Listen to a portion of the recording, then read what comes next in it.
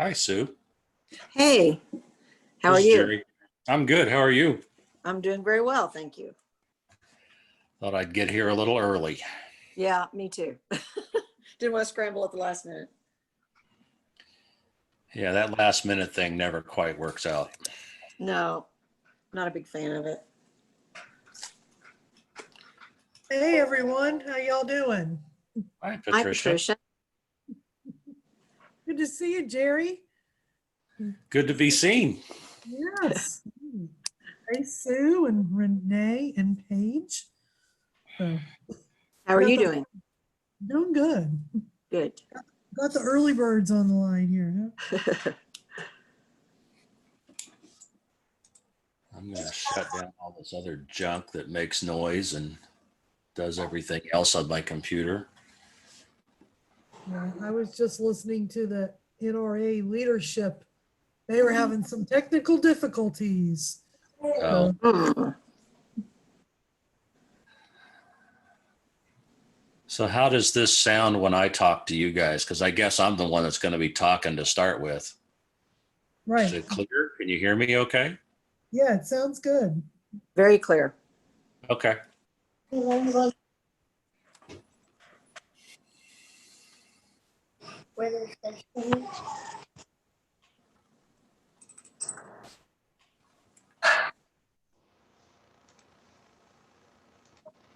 You want to get that?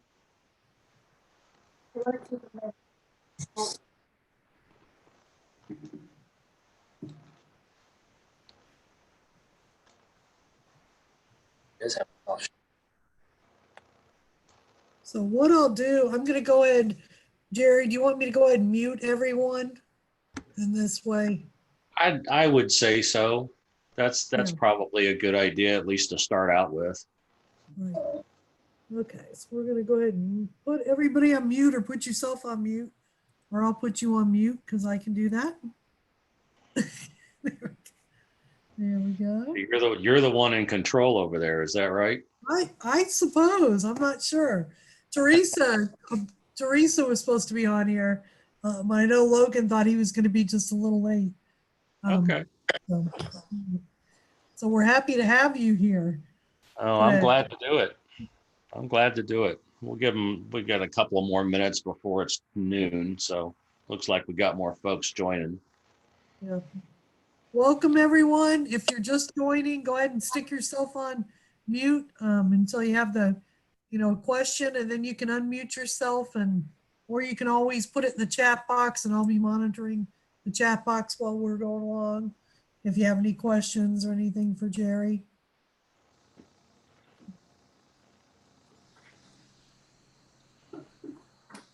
Show us your smiling faces if you can too.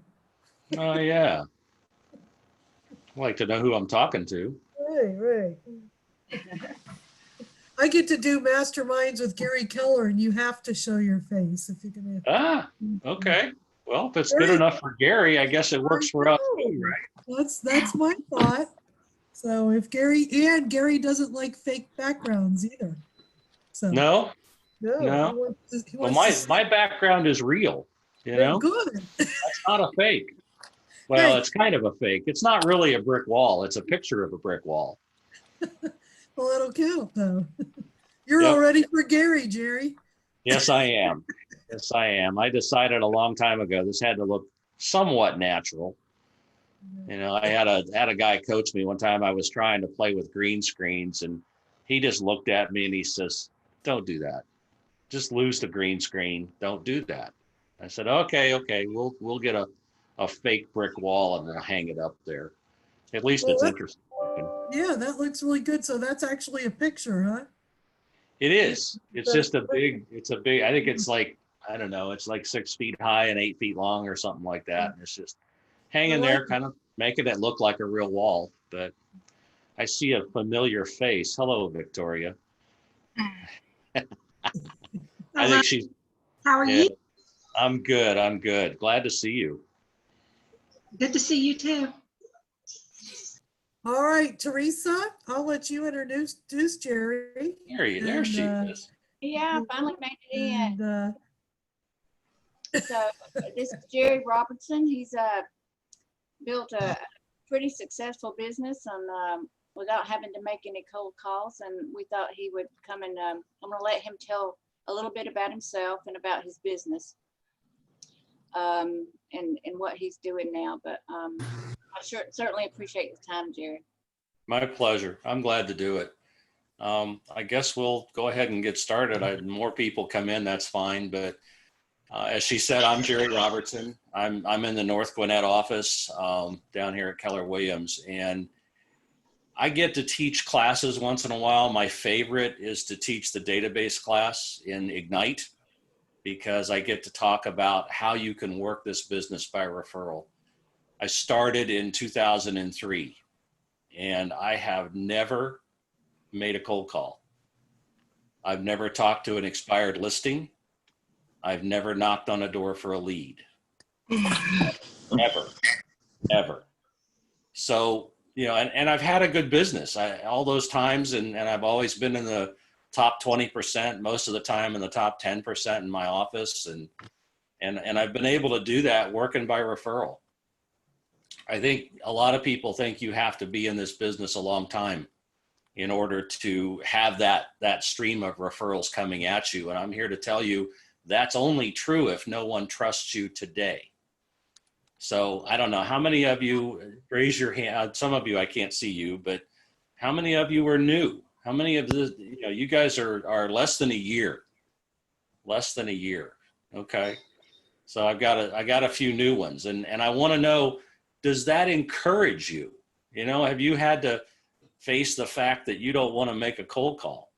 Because I sure did. I know when I started, my team leader told me, she said, Jerry, if you don't make those calls, you're going to fail. She told me that more than once. And I just I didn't see my business going that way. I thought, well, I learned pretty early on, 85% of all agents fail inside of 3 years. And I looked at it and I said, they're all teaching them to make cold calls, but they're still failing at that rate. Must be something else I could do. And my background is engineering. I'm a software engineer, an electrical engineer. I wrote software for 25 years. And I just looked at it and said, there's got to be some other way to do this stuff. And I just focused on finding a way to do it by referral. And I'm here to share what I can. I've got something I'll give you at the end of this that you can log into and take a look at if you want to. And we'll just go from there. So that's my story. And I've been doing it since '03. I'm happy to open this up for questions and discussion.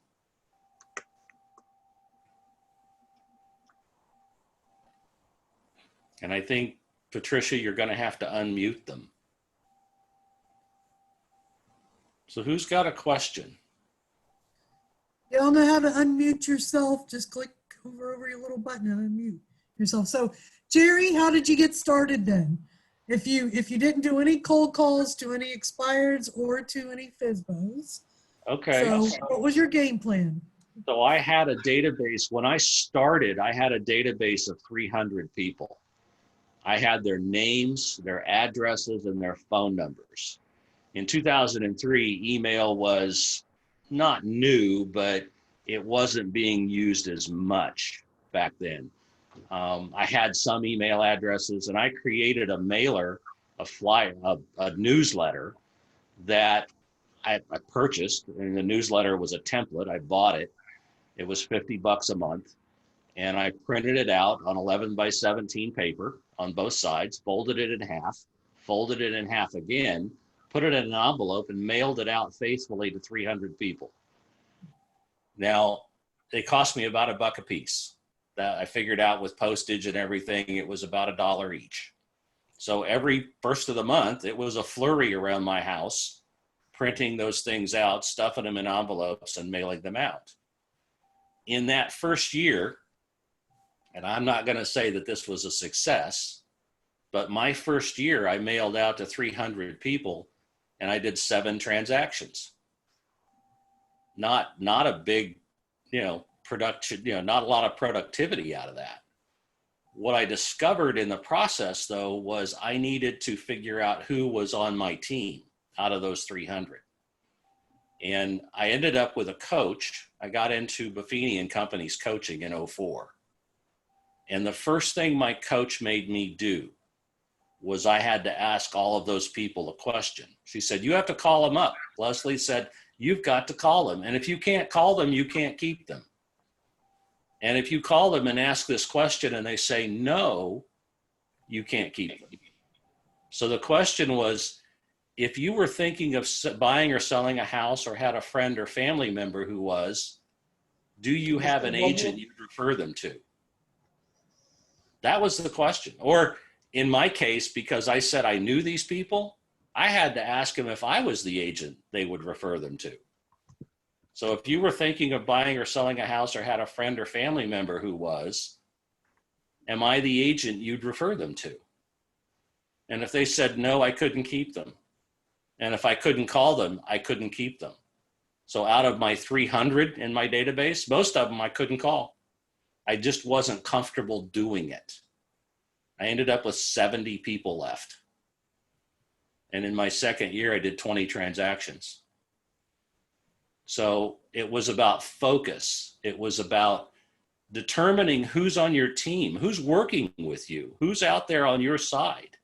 And I've done that every year since, between 20 and 30 transactions every year.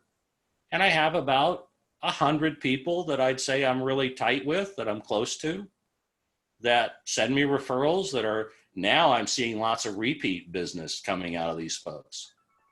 They're like, you sold me my house 10 years ago. I'm ready to downsize, or we need a bigger house, or we're leaving the state, or whatever. You know, they're repeat clients. So it was about building that connection, building those people that were on my team. So that's how I started. We I have have a another. question. Who's Okay. that? Sorry. Hi, I'm Tangi. I'm not a realtor, but I am an admin and I help with marketing for the agents that I work for. And so I would like to know, whenever you were mailing those mailers out at the first of the month, what were you sending them? Well, back then, and it's still available if you want to look it up, it's called Service for Life. And it was a referral-based newsletter that I discovered very early on. I was good at doing searches before Google was a thing. I don't remember when Google started, but I'm not sure it had started in '03. There were other search engines, believe it or not.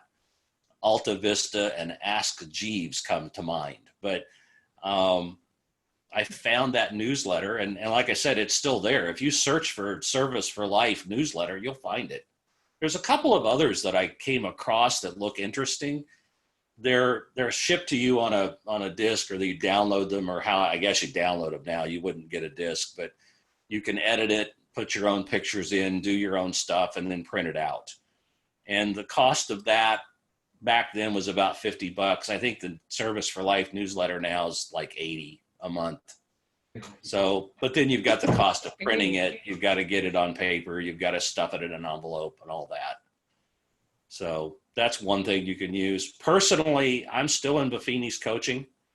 I've been in coaching with him for over 15 years. I have you can't see it, but I have a trophy up there on my bookcase I just received the other day. I've been there 15 years. And I use his monthly mailing information and all the stuff that goes out with that. So that's what I send out now.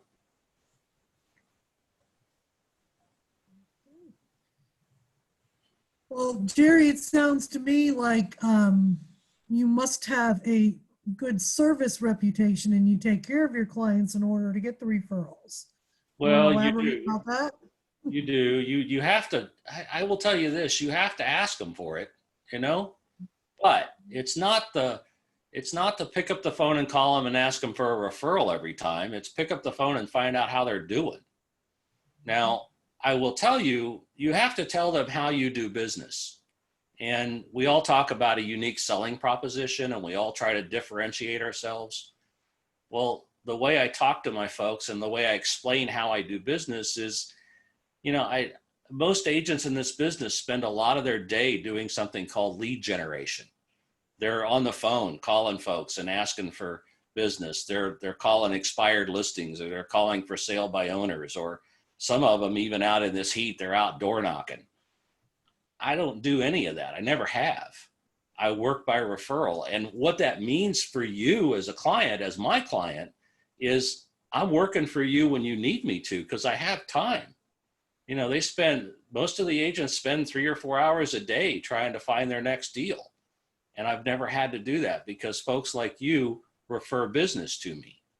Now, I explain that the first time I meet somebody. I'm at a listing agreement or a listing meeting or whatever I'm doing with them. You have to explain that to them multiple times. They don't get it the first time. But you have to tell them, you know, if you tell them enough times, and I'm talking, you know, 3 or 4 times, they begin to get the idea, oh, this guy works by referral. And most of them think that's a good thing. You know, they think, well, you must be good at what you do. But it's more about, I've explained how I work to them.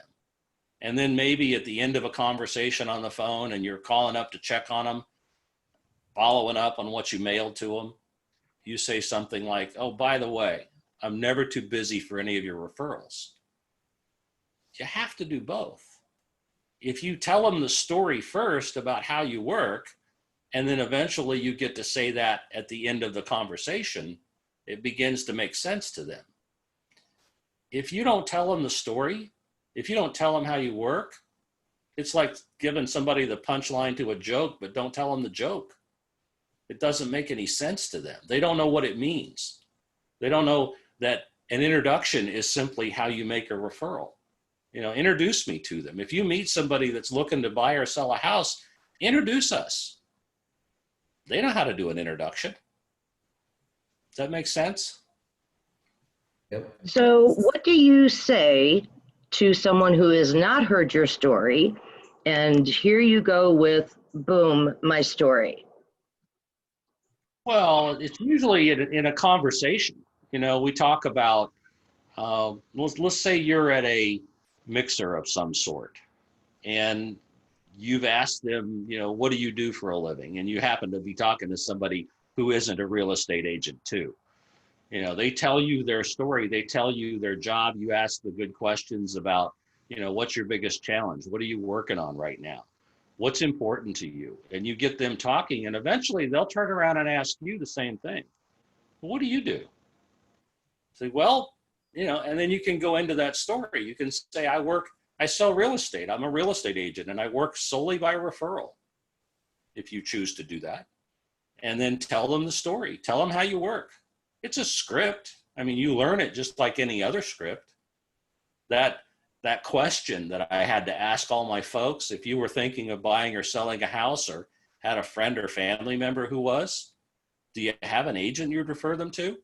That's a good opening question to somebody at the tire store when you're waiting on your car, or you're waiting, you know, at the mechanics or whatever. You can just ask that question, and that leads into the conversation about how you work.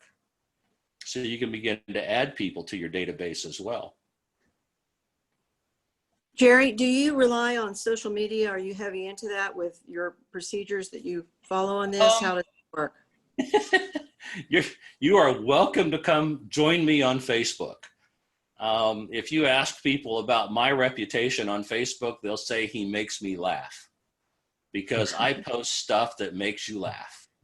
I don't get political about it. I try to stay pretty neutral with that stuff, although I will admit occasionally I have to, if they're funny, but it's about making people laugh. And So- at some point, I will post something about real estate, but it's about 10 to 1. You know, I'm posting memes and jokes and stuff that make people come and look at my feed just to see what's going on and to get a good laugh.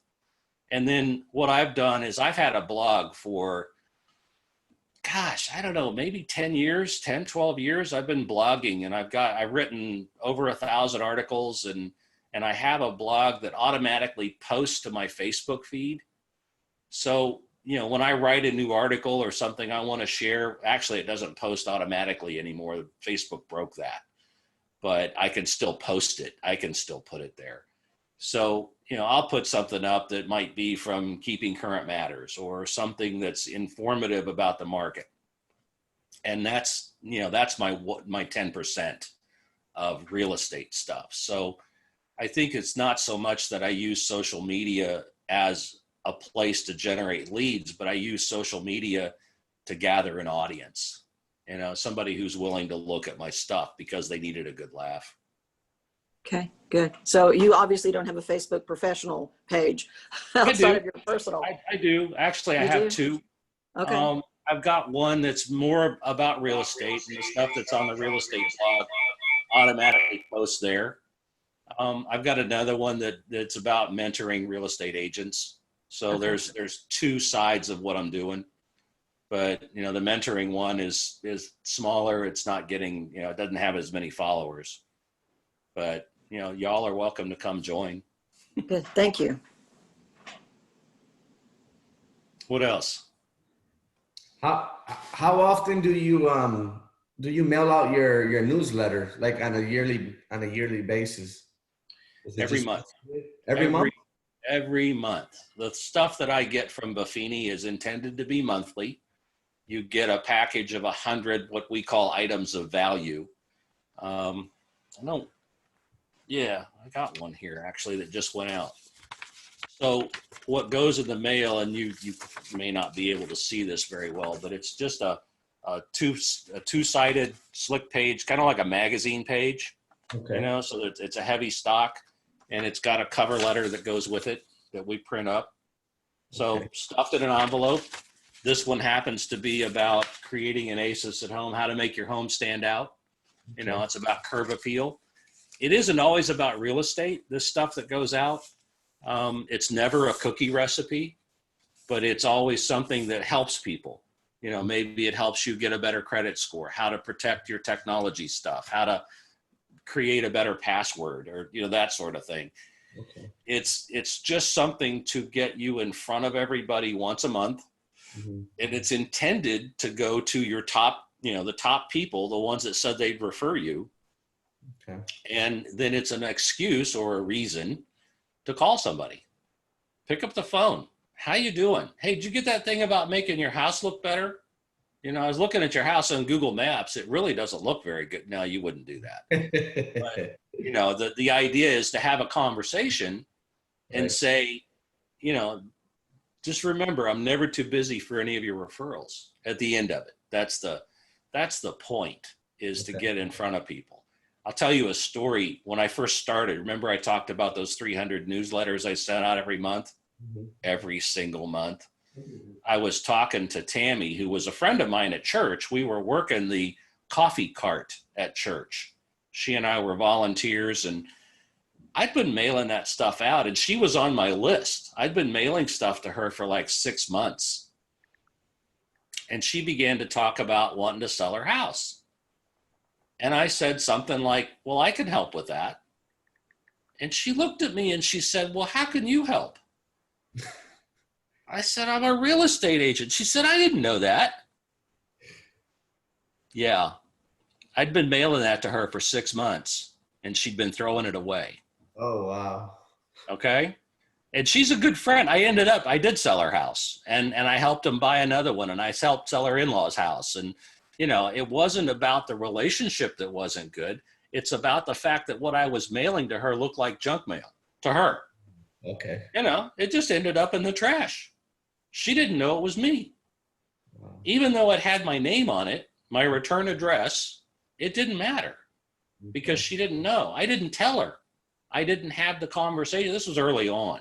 That's why I did 7 deals instead of more the first year, So it was part of my learning process in doing this. So it's about having the conversation and making sure that they know you're in business. Don't be a secret agent. I've heard that said more than once in this business.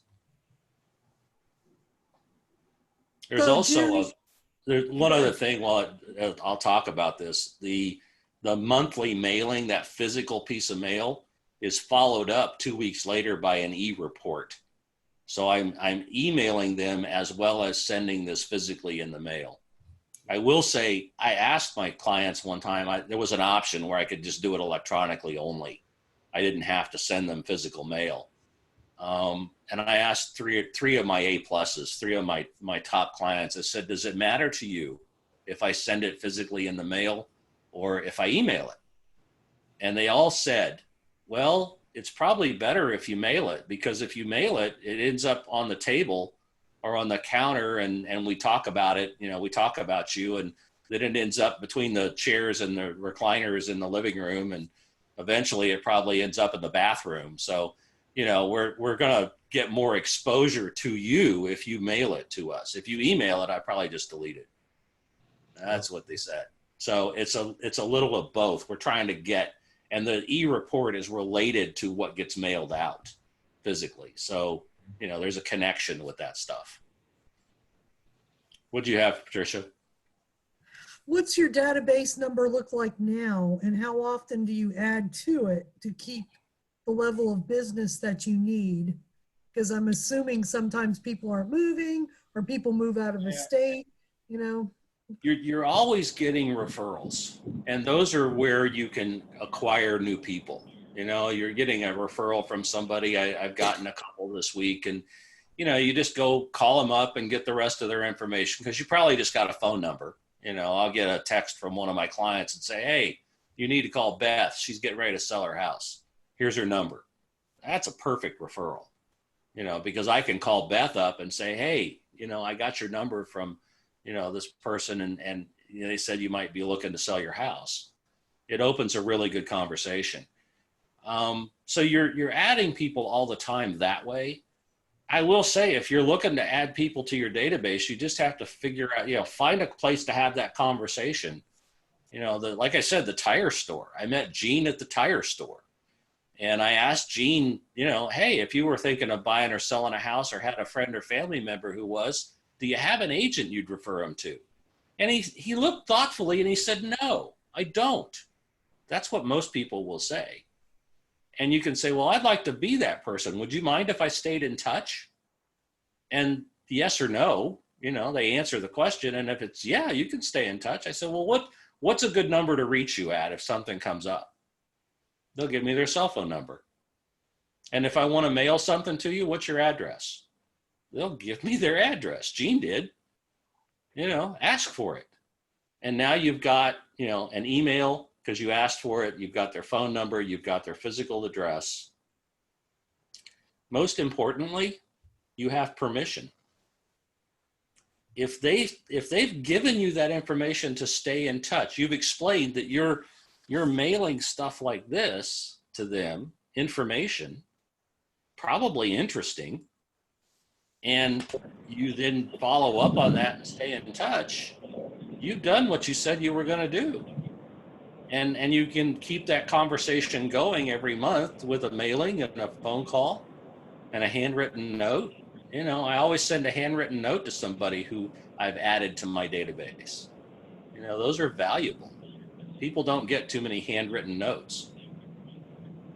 So, as new agents, I recommend you write a handwritten note to everybody you want to let know that you're in business. If you post it on Facebook or send them an email, they don't know. If you mail them a newsletter, Tammy didn't know. She didn't know I was in business. If I sent her a handwritten note that said, hey, Tammy, I'm brand new to the business and I'm going to give you a call next week just to check up on you. Here's my business card. Do you think she'd know I was an agent? Yeah. That's the key to this. Let them know you're an agent.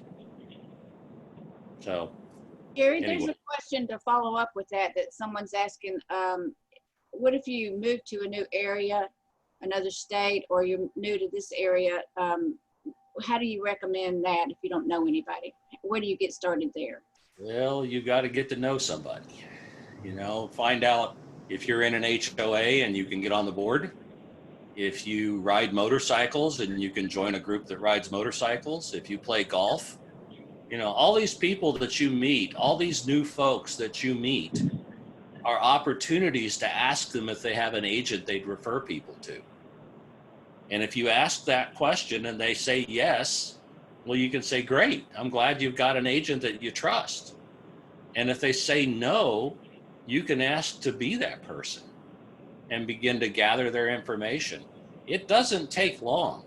If you're out there playing golf or you're riding motorcycles or whatever your hobbies are, whatever your interests are, you're a tennis player and you joined an Alta team, you should have everybody on your Alta team you ask them all that question and begin to build your database. This is the long haul approach to this stuff. You know, you can pound the phone and do it all day long until you get your appointments. That's a process. You can do that. I chose not to. I said, I'm going to work with the people I already know. Now, I had a database of 300 people that got pared down to 70. And Patricia, you asked me earlier, I've got in my A category of people, I'm guessing 120, maybe 125. And when I say A's, there's 4 categories in a database. There's the A or A plus, and they've given you referrals. A pluses have given you multiple referrals. A's have given you at least a referral. Doesn't matter whether it closed or not, but they've referred you, so they're an A. A B has said, you know, you're the guy. You're the one. When you ask that question, am I the agent you'd refer them to? And they said, yes, that's me. They're a B, but they haven't given me a referral yet. C's are people I just met. Folks like Gene that I met in the tire store. He goes into the database as a C, and I stay in touch. And if you're brand new, everybody's going to get a mailing. Everybody's going to get phone calls. You know, if you've got 30 people in your database, you're going to be talking to them pretty frequently. And they may not all be A's. They'll sort themselves out as you go through and ask those questions. But if you've got 100 people that you're connected to, that's enough to have 20 to 30 transactions a year. And that's just the numbers. That's just how it works out. But you have to know that they're going to be the ones to refer you. They're the ones that have said yes and have followed through. The 4th category, and I didn't talk about that much, that's the D category. That's for delete. Those are for the people that take more than they give. They suck you dry. The energy is just gone when you're done talking to them. You know who I'm talking about, right? You even see their faces, don't you? You know, that person's a D. And the reason you don't take them out of your phone is so that you know that's them when they call you. You can decide whether you've got enough energy to talk to them or not. Okay? I've got a couple of those in my database. So, you know, those are the categories that you're trying to get to when you're talking to your folks. And for me, I spend my time with my A's and A pluses. That's it. The B's don't get a phone call. Most of the B's don't even get a mailing. They get the email. You know, I'm sending them something once a month, but they haven't raised their hand and said, you know, I'm going to give you referrals. And there are people who get demoted. You know, I had a couple today. I don't know what happened. I've stayed in touch. I've been connected. They listed their house with another agent. Oh, wow. Sorry. You know, now they're a D. I have to stop talking to them. They've got their house listed, but I'm not going to pick it up again either. You know, it happens. But, you know, the idea is you focus on the folks that bring you business, that you want to invest in, the ones that you like. And if you're brand new to the area and you're just getting started, you know, it can be the mailman, it can be the person at the checkout lane at Publix, it could be, you know, the folks that you play tennis with or whatever you get involved in. You know, get that question in front of them. And you can do it in a comfortable way. Is that a tough question to ask? Mm-mm. I don't think so. You know, it's not threatening. It doesn't, and there's a pattern to that too. You notice it starts out, if you were thinking of buying or selling a house, or you had a friend or family member who was, you put them on the spot and then you immediately take them off of it. But you give them an opportunity to say yes or no to you. It's a good thing. What else? I imagine you walk around with your Keller Williams tag pin in public. I don't own one. Wow. Okay. I don't have a name tag. Oh, wow. I don't have a sign on my car. I don't, I just don't. I never did. I just didn't feel like I wanted to. Okay. You know, you can. I mean, wear your name tag. People will engage in conversation with you. And when they do, you can ask that question and you use it to get their information. Mm-hmm.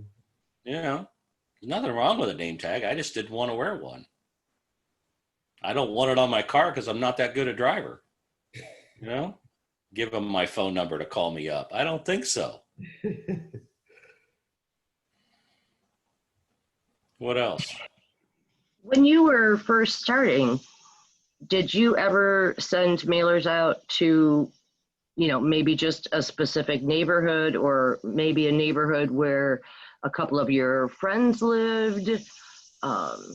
Nope. Instead of, Never did. no? Never did. Now, I will tell you, I wouldn't be opposed to doing that, but I would do it with a twist. And the reason, when you talk about farming, which is what I think of when you ask that, it's farming a subdivision, pick one.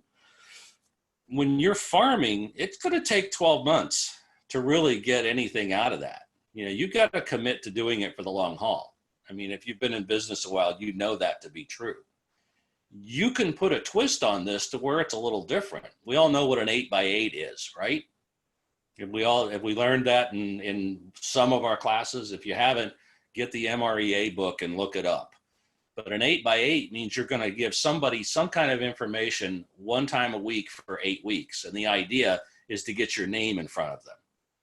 Well, let's say that you pull a subdivision and you get all their addresses. You send out a mailer.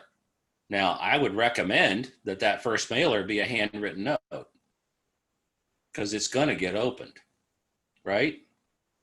I dare you to throw away a handwritten note that's hand addressed with a real stamp with your name on it. You can't do it.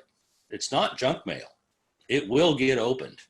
And then the next week, maybe you send a flyer with something similar as far as a logo or whatever to make it visually recognizable. And then, you do this for 5 weeks or so. You send something in the mail and maybe you follow up with another handwritten note. You've got the ability to get their phone numbers too. You can look them up. There's a way to do that. You can pay for a service that will get you phone numbers to go with them. And long about the 7th week, there's a phone call that gets made. You call them up and you say, hey, I've been sending you stuff in the mail. Did you get my note? And they'll engage in conversation or not. I mean, they may just hang up on you, but if they do, they just self-identified as a D, right? So if you engage in conversation with them and you say, I was just wondering, could I ask you a question? You know what the question's going to be? If you were thinking of buying or selling a house or had a friend or family member who was, do you have an agent you'd refer them to? And you get to have the same conversation with these people. And you've done it in 8 weeks because the 8th touch is a thank you note with a business card in it. Just one business card. Send it to them and say thank you. And the ones that said, you can stay in touch, you got their email address when you were talking to them because you asked for it, right? You had their number, you've got their mailing address and their name. What else do you need? You've just added people to your database. There's a way that a brand new agent can get started, and you don't have to be committed to mailing something out to a neighborhood for 12 months. You can get it done in 8 weeks. Does that make sense? This is about thinking about it a little differently. We all talk about, well, just go pound the phone, go make cold calls. I didn't want to. There had to be another way. And you could take any way that you do this business and you can adjust it, you can twist it, you can make it work for you by referral. Even farming to a subdivision you don't know anybody in. What do you think? We have a agent that just needs clarification on your rating scale as far as your database. So Sure. What classifies the A+ and the A? Okay. It's different if you're brand new. And I'll give you the method you can use if you're brand new, because if people aren't giving you referrals, you don't have many A's or A pluses yet. So let's say you've got a list of 50 people and you start making phone calls to those people. The ones that pick up the phone when you call, we all know about caller ID, right? Your number is probably in their phone, right? So when you call them and they pick up the phone and say, "Hey, Jerry, how are you?" That's an A. If they start out answering the phone and you have a good conversation, they can be an A until they prove otherwise. And then, the next one would be a B. Maybe they're the ones that don't answer the phone, but they call you back. So for me, my ratings were A pluses have sent me multiple referrals that have closed. Those are A pluses. A's are people that are either current or past clients, probably not more than a year past, because I do resort these periodically. But A's have given me a referral, or they've bought something with me, or they've sold something with me. Now, if they moved out of the area, if they moved out of state, I've lost a few people to Colorado. I'm not sure what the attraction is, but I got people going to Colorado. Maybe they're younger people. I don't know. Anyway, so they're still on my list. They're still getting emails from me, but I take them off of my physical mailing list. I want to stay in touch, but I don't necessarily want to just send them stuff because they're now no longer here. So those are A's. B's are people that have said they would send me a referral. They've agreed to that I'm the guy, but they haven't done it yet. They're the ones that are promising, but until they follow through, they may not get a lot of my time. For me, it's about time. I don't have an unlimited amount every day. And I have to look at where can I spend most of my energy with the most productivity. It's going to be with my A pluses and my A's. Those are the ones that go to coffee. Those are the ones that go to lunch. They're the ones in this environment that get a Zoom call. We'll pick up the phone and call them and talk to them. Does that answer the question? What kind of a reward system or thank you do you send to those A people? Anything? Well, sometimes it's just a handwritten note. Other times it may be, and I thank for the referral. I don't wait till it closed. It's just because you sent me a referral. The handwritten note, a lot of times it might be a couple of movie tickets back when that was possible. Can't go to the movie anymore, at least not right now. But you can send them an Amazon gift card to something. You can, do something with Netflix or however that works out. But it might be a gift certificate to a restaurant that's open, or something with Grubhub, that kind of thing. But generally speaking, it's not going to be equal to the value of the deal. If that happens, it's less than $25 generally. It doesn't have to be, but that's what I do. Those sorts of things. But even just a handwritten thank you note, that's valuable to people. You have no idea. If you don't do this regularly and get the feedback from folks that you've affected with your note, and I recommend too, Sue, you asked about social media presence and that sort of thing. I've got like 1,500 friends on Facebook, and I've sorted them into groups. You can do that. They don't know they're in a group, but you can kind of categorize them. So I have my A's in a group, and I can go look at my A's feed and see who's got a celebration going on. Whose birthday is it? Who's got kids with birthdays? Who's graduating college? Who's, those sorts of things are opportunities for you to write a note or for you to pick up the phone and say happy birthday. I think we all say happy birthday on Facebook. Pick up the phone, call them, and no other reason other than to say happy birthday. I hope you have a great day.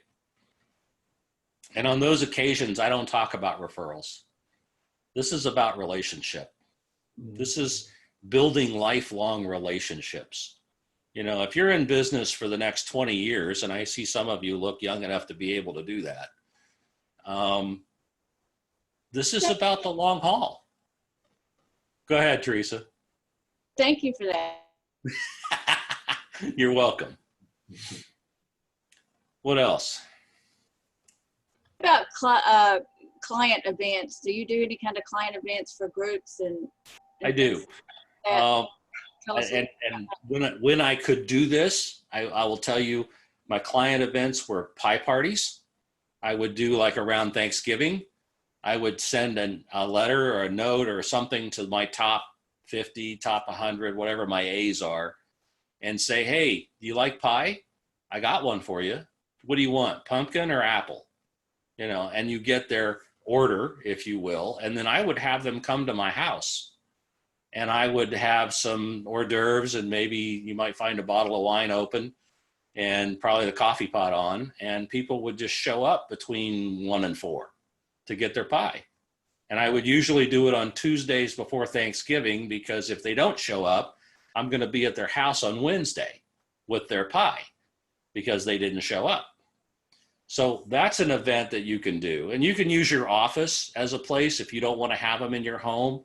Use your office as a place if that's, I assume your office would let you. Another thing that I do, I got started doing house concerts. I would bring in a musician. And sometimes this is an event that I charge a cover at the door. And the cover charge is usually $20. And it's a musician that's come in from New Orleans or from Nashville. Sometimes it's a local person, but it's always a singer-songwriter. And it's always original music for me.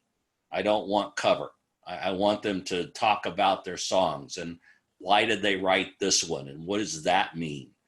And we would have a concert with a couple of 45-minute sets with a musician. They get to know the musician. They get to buy some of his merchandise or her merchandise.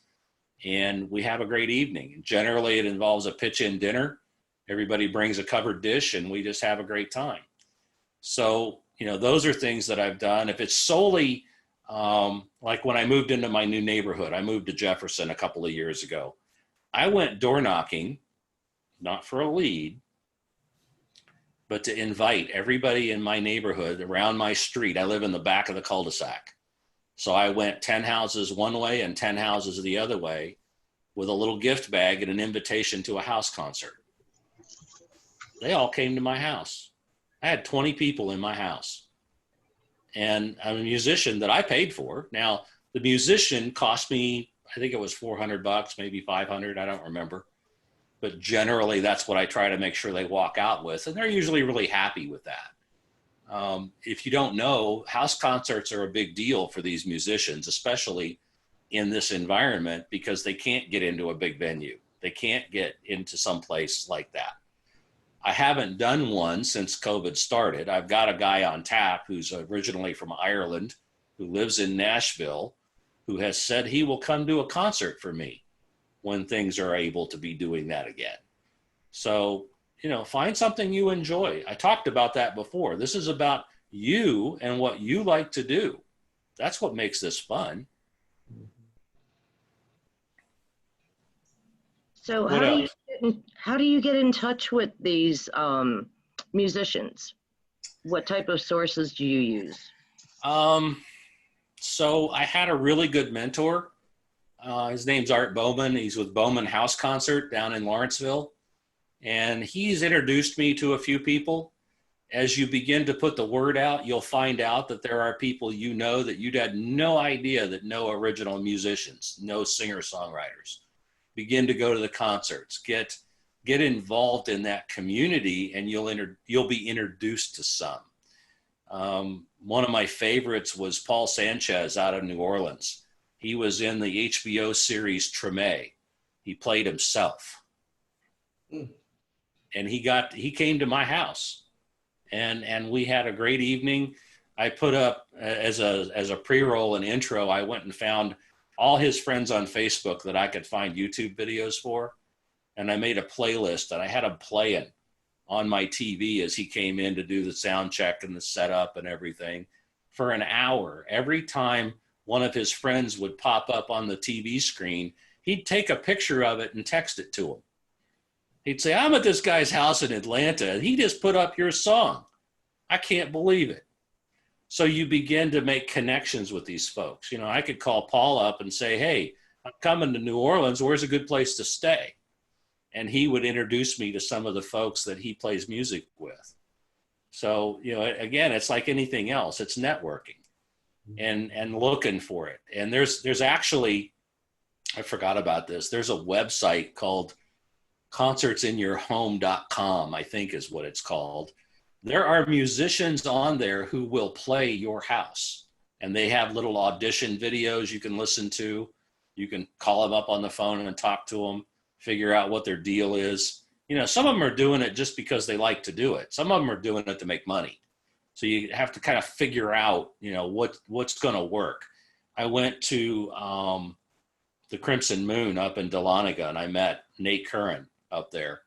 And he was just playing with his band up on stage, and I'd been emailing with him a little bit, but I introduced myself at one of the breaks. And next thing I know, Nate's playing in my house because I asked him to. You know, I met Kate and Corey over at Rico's World Kitchen in Beaufort. They were in there playing one night. Kate didn't need a microphone, by the way. She's got a fabulous voice. And I talked to him during one of the breaks. I said, would you guys be interested in doing a house concert? They'll all do it for the most part. I mean, they're looking for a place to play, especially if they make a couple of $100 doing it, because it's probably more than they would have made otherwise. What else?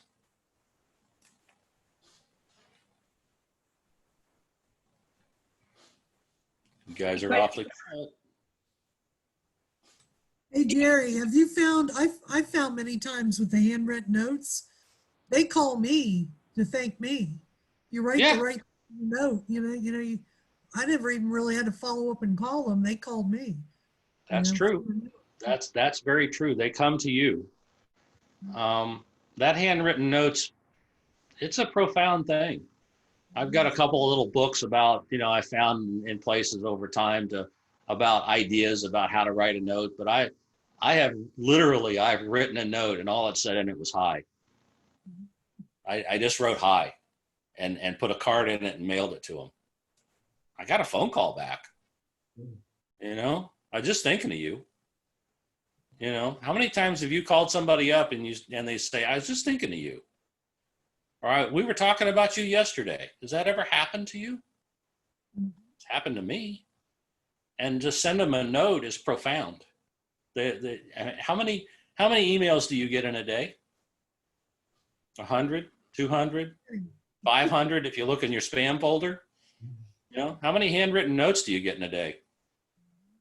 One, maybe. You know, I get stuff in my mail that looks like a handwritten note, and when I get to looking at it, it's like, no, it's not. Or it looked like a check. You ever get one that looked like a check? And you open it up and it's not a check. So we're going to start our relationship on a lie. Is that what we're going to do? You know, I don't think so. That's not a good way to do business. Be authentic and send them a note. I was really thinking of you. That works. What else? So I have a question about your concerts and things. I mean, it's all about networking and the kind of the lead generation. So how do you take from, hey, you're invited to my house for a concert to, you know, hey, send me your leads? Truthfully, I don't. We don't talk about it at the concert. It's not about that. It's about the relationship and the connection and the value that you have on that person. At some point, I mean, I'm mailing this stuff. You know, I send them a letter in the mail, and at the bottom, it says, oh, by the way, if there is any way I can be of service to you or your family, please call me. I'm happy to help however I can. You know, these are the things that bring it back to business. You know, it's the rest of it's about relationship. And if they trust you and they know that you're in real estate, you've got a good chance of getting the deal. It isn't always going to happen. You're not going to get all of them, but you're going to get a big chunk of them. That's the thing you're trying to get to.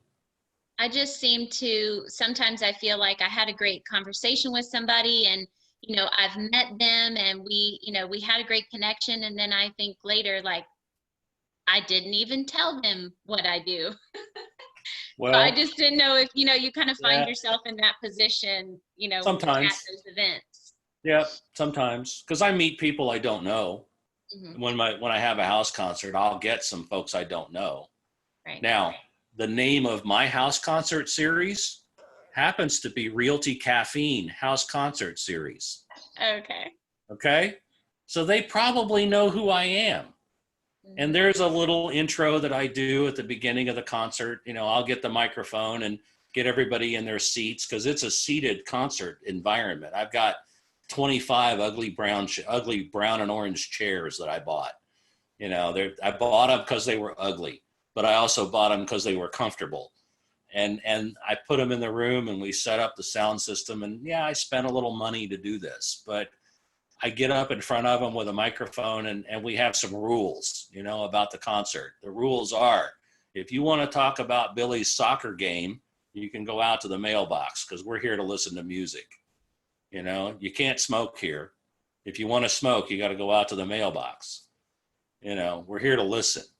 We want you to engage, you know, we want you to have a good time, but we want you to be here to listen to the music. And I might say something, I've done this where I've given out coffee cups that say Keller Williams on them or some kind of little favor afterwards, something about real estate. They know what I do. It's not a secret, you know, but I'm not going to make a big deal out of it. But I might have people I'll call out in the audience and say, hey, Christine gave me referrals last month. Thank you. You know, I appreciate that. That's how my business works. And then we're on to the music. Right. We're not focused there very long. Mhm. It's that thing at the end where you say, by the way, I'm never too busy for any of your referrals. They know how I work because I've taught them. I've told them. That takes a little bit of time and consistency on your part. You know? Does that make sense? Yeah. Yeah, definitely. Okay. I just noticed there's a whole bunch of chat box stuff going on over here. I didn't notice that before. Is there a question up there I haven't addressed? I think we got them all. We've been following along. Okay. Paige, Concertsinyourhome.org. Yeah. Paige is asking, who is your coach? Who is my coach? Well, at the moment, I don't have a coach. I had a coach at Buffini and Company. Her name was, I didn't get along with her. I had to get rid of my coach. My coach got sick. Donna was my coach that I loved. And we've been together for, I don't know, 5 years. I've gone through multiple coaches at Buffini and Company. They have a staff of a couple of hundred. I've worn a few out. I fired one or two, and I've had a couple die on me. So, you know, it's that relationship that you build into. But at the moment, you know, I just said, okay, we're going to take a break for a little while because it's always the same thing. I mean, they're there to hold you accountable. They're there to bring perspective, to keep you from chasing shiny objects. You know, I've been doing it for 15 years. I've heard the same message every year, you know, every phone call. But it's valuable. You know, I don't minimize that. I mean, that's why I paid for it all that time.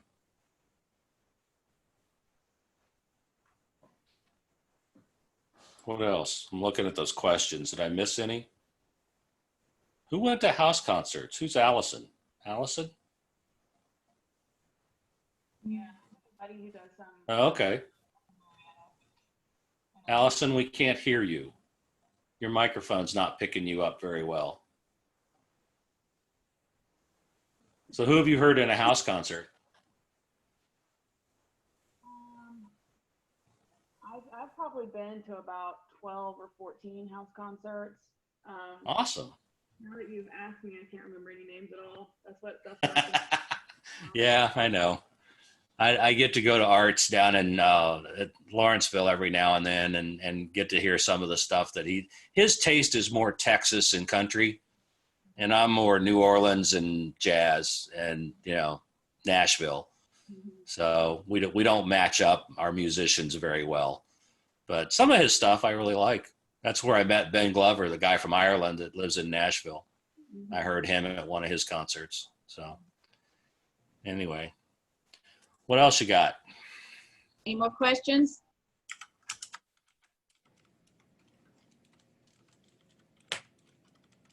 Well, Jerry, we appreciate, I guess if nobody has any more questions, we'll get wrapped up here, but we certainly appreciate all the wonderful information and insight. I just typed in an email or a URL that you can come to. I thought I ought to give you something at the end of this if you're interested. Okay. I created an ebook that you can come to and download. You can sign up and I'll send it to you. But Okay. the ebook will take you from 0 to referrals in 30 days. And I want you to feel free to download that and take a look at it. And it gives you a daily to-do. If you want to start this business and work by referral, you can just go to jerrywrobertson.com/30 days and download that or sign up and I'll send it to you, like I said. But we'll stay in touch with you and teach this referral business. And I'm just happy to do that. We certainly appreciate it very much and for all the information. You're welcome. Yes, thank you very much. You're welcome. We'll talk soon. All right. Thanks, Jerry. Thank you. See you, Have a Logan. great day.